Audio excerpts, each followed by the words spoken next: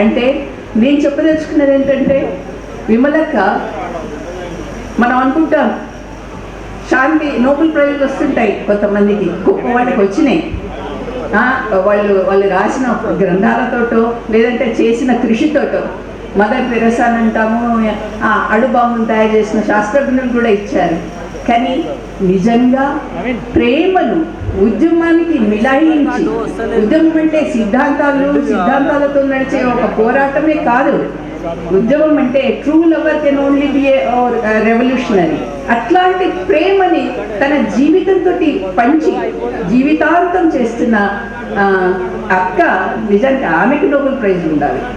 ఇవ్వగలిగితే అంటే ఆమె తీసుకుంటే భారతదేశంలో భారత రత్న కూడా ఇవ్వాల్సినంత ఆమె. ఇది ఎందుకు చెప్తున్నానంటే, అక్కడ ఎదిగిన కళాకారులు ఇక్కడైతే ఎవరైతే ఉన్నారో వాళ్ళ గురించి చెప్పాలంటే అదొక పెద్ద పుస్తకం అవుతుంది. ఇందులో చదివినప్పుడు మనకు అర్థమవుతుంది. ఇందులో ఇంత పిల్లల నుంచి ఇంతవరకు ఇక్కడే పెరిగిన వాళ్ళు ఉన్నారు. 3వ తరగతి నుంచి వచ్చి ఇప్పుడు ప్రొఫెసర్ అయిన అనిత లాంటి వాళ్ళు ఉన్నారు. ఇలాంటి వాళ్ళు చాలా మంది కనిపిస్తారు.